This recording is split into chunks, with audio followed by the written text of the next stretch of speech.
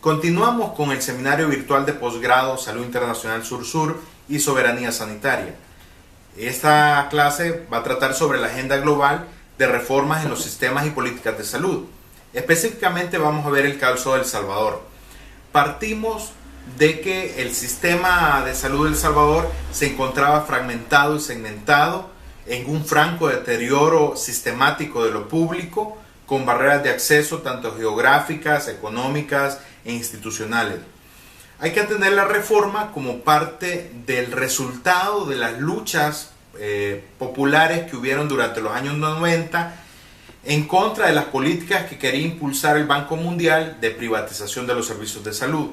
Posterior a eso vino un momento de disputa, de discusiones, de debate para proponer nuevos procesos de reforma, y es así como en el 2010 se lanza este proceso de reforma como una reivindicación social. También se entiende la reforma como un cambio del Sistema Nacional de Salud, se cambia el modelo de gestión, se cambia el modelo de atención y también el modelo de financiamiento.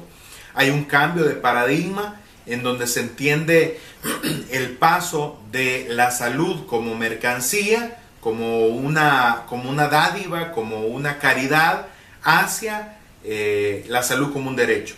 Y también el proceso de reforma se enmarca dentro de otro proceso de transformación del país junto a otras políticas sociales del momento. Entonces si hacemos una comparación antes de la reforma y con la reforma de salud, podemos ver que el modelo de atención pasa de un modelo asistencialista a uno basado en la atención primaria con enfoque familiar y comunitario. Un modelo de gestión que pasa a ser vertical, disperso, a uno organizado en redes de salud. Y un modelo de financiamiento que pasa a ser de copago a la gratuidad financiada por impuestos generales. Tenemos un modelo de cooperación en donde se habla de que éramos dependientes de la cooperación norte sobre todo, pero nos continuamos todavía con una cooperación vertical y fragmentada, y hay una gobernanza que anteriormente estaba ausente de toda regulación, y actualmente tenemos un incremento en esta regulación en el Sistema Nacional de Salud.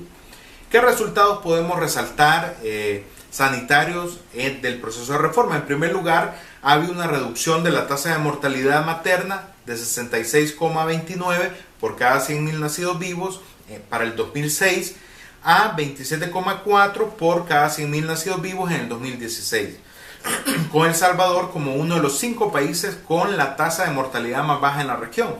También se han mejorado las coberturas de vacunación infantil, sobre todo, por ejemplo, en la vacuna de pentavalente y triple viral, donde tenemos de coberturas del 89,1% y 84,7% para el 2008, a un porcentaje de cobertura del 93,9% y 94,6% respectivamente. Tenemos también que se ha incrementado la cobertura del parto institucional, pasando de 43,9% para el 2005 a 99,1% en el 2016.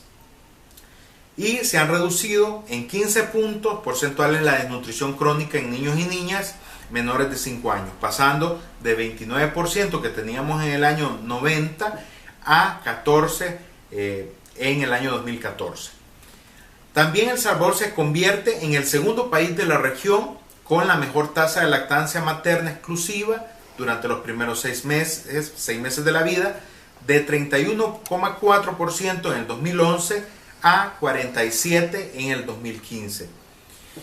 Y como si esto fuera poco, también se han mejorado las coberturas en salud en los municipios más pobres del país a través de la instalación de los equipos comunitarios de salud familiar, con una cobertura de 59% en el 2007 a uno de 78% en el 2011. Los equipos comunitarios de salud familiar, que vamos a hablar un poco más adelante, están conformados por un médico, una enfermera, 3 promotores en el área rural y un asistente administrativo que realiza diversas funciones. Estos equipos comunitarios, que nosotros le llamamos ECOS, es parte de las grandes innovaciones que ha hecho el proceso de reforma, porque estos ECOS es como la puerta de entrada al sistema, que se ubicaron en las zonas más precarias del país y que han facilitado el acceso, obviamente, de la ciudadanía a los servicios de salud. y estos ecos se engranan dentro de las redes integrales e integradas de salud, junto del primer nivel de atención con los hospitales, desmontando lo que yo le llamo el feudalismo hospitalario, en el cual los hospitales solían trabajar como un feudo, aislados de toda la red hospitalaria y avasallando las unidades comunitarias que estaban adscritas a ellos. Esto se vino a romper a través del establecimiento de las redes y ha permitido, por ejemplo, el seguimiento de los pacientes a lo largo de la red, la continuidad de los tratamientos, y de esa manera se les puede dar los cuidados apropiados.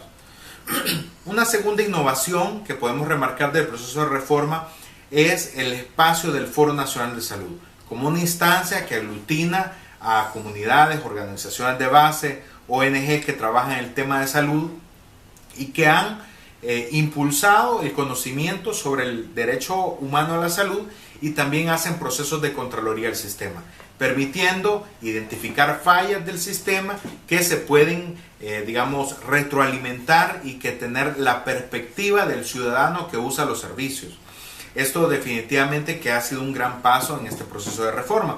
También cabe destacar una tercera innovación, que es el Comité Intersectorial de Salud, o llamado CISalud, que es una instancia que aglutina a más de 40 instituciones, tanto ministerios, autónomas, semiautónomas e instituciones privadas, con el objetivo de hacer el abordaje de la determinación social de la salud a partir de la identificación de problemas, no solamente desde el ámbito de salud, sino medioambientales, educativos, culturales, y que se pueden abordar desde la CISalud. La CISalud operativamente se divide en dos. Tenemos una CISalud técnica, que es donde se reúnen los técnicos de cada instancia para discutir, hacer una propuesta, hacer un diagnóstico, y esto se lleva después a la CISalud política, que es donde están los tomadores de decisiones y que facilitan, por ejemplo, la producción de leyes o algún otro elemento que sea necesario para hacer el abordaje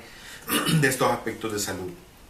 Pero después de todos estos elementos positivos, de esta valoración positiva, hay que reconocer que en estos momentos la reforma de salud está pasando por un momento difícil.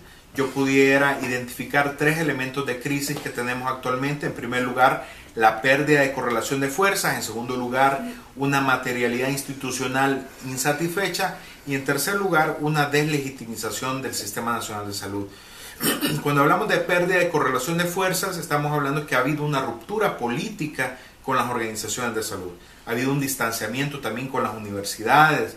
Ha habido incapacidad para manejar aspectos laborales y de problemas con los trabajadores, y han cerrado los espacios para el diálogo y el trabajo conjunto.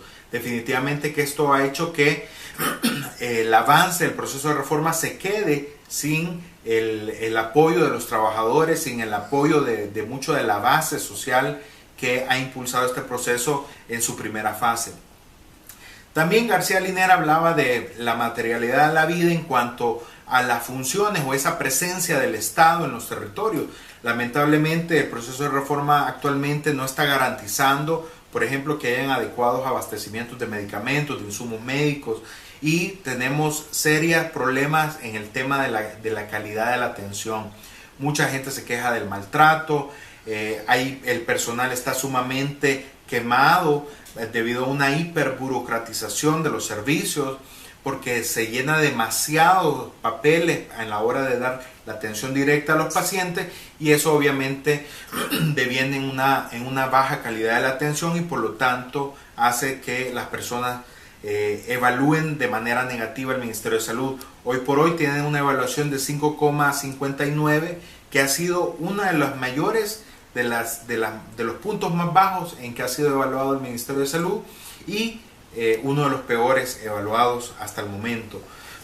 También en cuanto a la deslegitimización del Sistema Nacional de Salud, podemos decir, como decía Asa Cristina Laurel, que hay una persistencia de la idea de la buena medicina, y eso no se ha podido cambiar.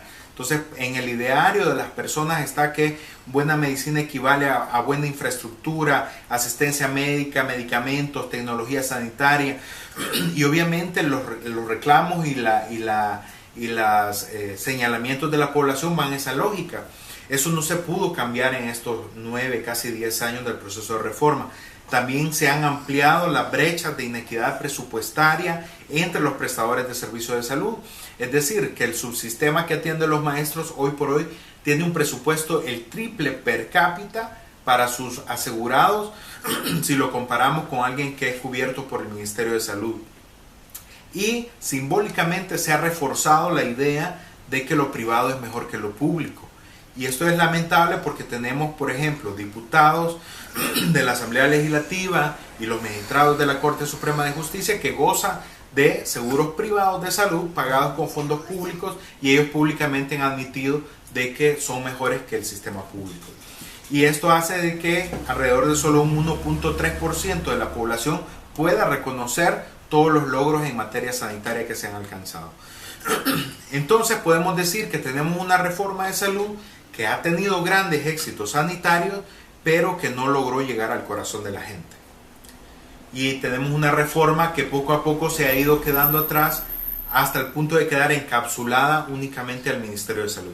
La Seguridad Social ya no habla de la reforma y los otros subsistemas tampoco.